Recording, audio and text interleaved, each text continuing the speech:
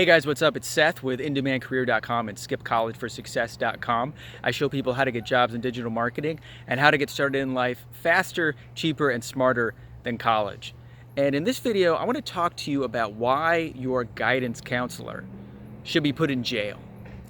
And I mean that because what your guidance counselor and college presidents and even your teachers are doing, if it was done in any other industry other than education, would be illegal. Absolutely 100% illegal. So let me explain. Stock market crash back in the 20s. The reason the stock market crashed was because of a lot of factors, but speculation. There were stocks and companies that were just based on BS.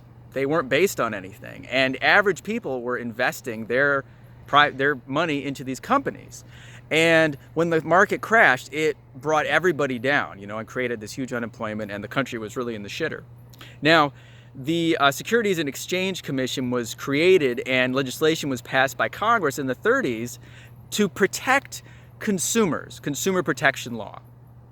Now, consumer protection law is a huge force in pretty much every industry out there. You look, there's like in the pharmaceutical industry, there's disclaimers, and in the stock market, a stock, when a company goes public, there's all sorts of, there's rigorous, inspections, and there's disclosures, and companies have to be very very transparent.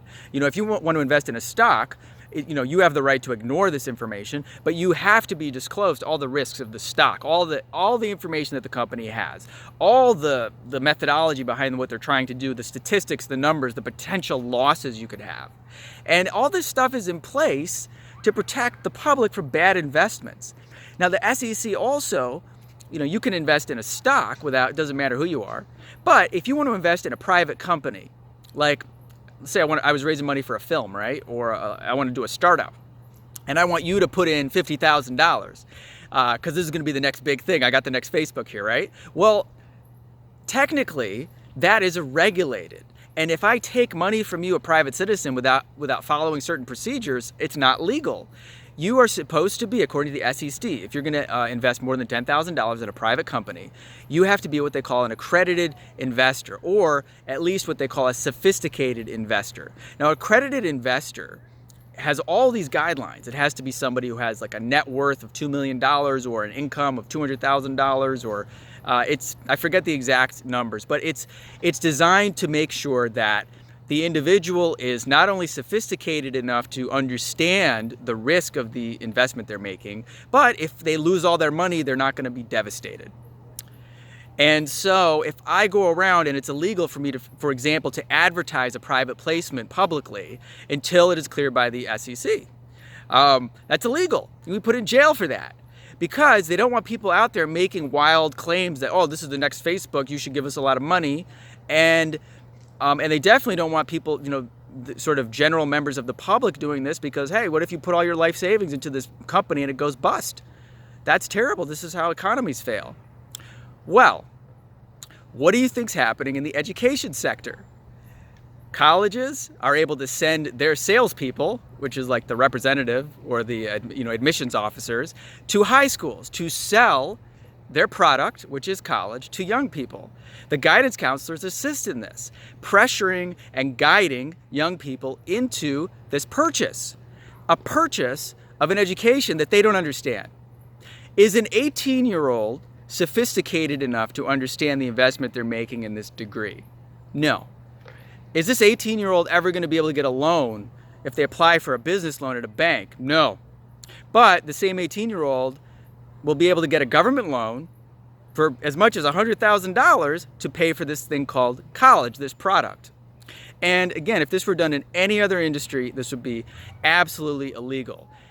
Giving 18-year-olds misinformation, misleading them, pressuring them to go into debt and take out loans, and then to the student loan companies and the government primarily profiting off of an 18-year-old's debt for the rest of their life, is a travesty. It is a travesty. And if any other business, Firestone back in the day made some bad tires and there was a public outcry. But colleges, have built up a $1.5 trillion debt load for young people, devastating their financial future, and nobody is held accountable. In fact, we say, no, the problem is we need more education. We need more people to take out student loans. And again, if this were being done in any other sector of the economy, there would be like congressional hearings about this. But a student loan, which can never be discharged in a bankruptcy, will stay with this young person for the rest of their life. And at no time during the college frenzy, the application process, do teachers sit down and actually talk to students about the unemployment rate for college graduates, the underemployment rate for college graduates, the fact that college earning statistics are completely misleading, inaccurate, they're not scientifically or statistically accurate. And I have a whole other video on that.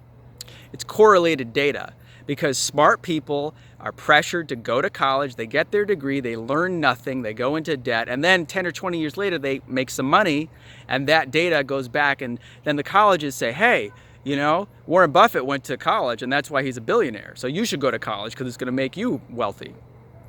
It sounds ridiculous, but colleges have actually used this $1 million they say you'll make $1 million over the course of your lifetime, more if you get a college degree. And that is, first of all, it's incredibly misleading. It's inaccurate. But it's also borders on consumer fraud.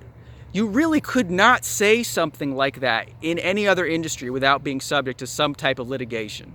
You know, this is why, you know, pharmaceutical companies, as ridiculous as it is, they have to say during the commercial, this can cause side effects including nosebleed, blah, blah, blah. You know, maybe it doesn't make a difference, but they have to say it. But there's no point in any the college conversation where anybody says, hey, listen, by the way, this is a very, very risky investment, your bachelor's degree. You're not majoring in engineering, you're majoring in English, you're majoring in psychology. This is the underemployment rate. By the way, when you get out of school, according to most recent data, you're probably going to get a job in sales, customer service, retail, or an administrative office job you could have gotten without the degree. Plus, here's what your interest is going to be on your student loan. You know, I had a 17-year-old in New Hampshire whose parents were pressuring her to go to a private school. And I had to sit her down and I showed her, here's what you're going to owe for the rest of your life if you take out these student loans. Now, the good news is once she saw this, she was responsible enough to say, hey, these are my finances, this is my life, I'm not doing this. But we live in a world where the parents and the teachers and the guidance counselors are the ones that are being irresponsible and I think borderline criminal. So this is why I say your guidance counselor should be put in jail. You know, along with, you know, as an accomplice, it would be all the teachers that are pressuring. You know, any teacher that says to a young person, you have to go to college to be successful and you should take out student loans, and they don't disclose the risks and they don't explain that there are so many better ways to get ahead faster by learning marketable skills, by just learning how to present yourself in a compelling way to an employer. The fact that it's not like 100% of the jobs out there require a bachelor's degree. It's a much smaller number. And even when a posting says bachelor's degree required, it's not really a requirement. I have all these other videos on this because I've helped people without college degrees get jobs that said BA in the description because they learned how to present themselves in a compelling fashion and get the skills that the employer actually wanted. So, before you dig yourself into debt, out of the frenzied fear of the middle class that without a college degree you'll end up living in a box, think for yourself. Think about this. And ask yourself, if this was being done in any other industry other than education, would anybody be standing for this nonsense, this insanity? I don't think so. And I think we owe better to our young people than to keep feeding them bullshit and pressuring them into debt. So, if you're one of those young people, go to skipcollegeforsuccess.com. I got more in-depth information about why college is a waste of time and exactly what to do instead to make money and create a life where you actually are the one creating it, not your parents and your teachers with a lot of bad information. So anyway, this is Seth Jared with InDemandCareer.com and skipcollegeforsuccess.com, and I will see you in the next video.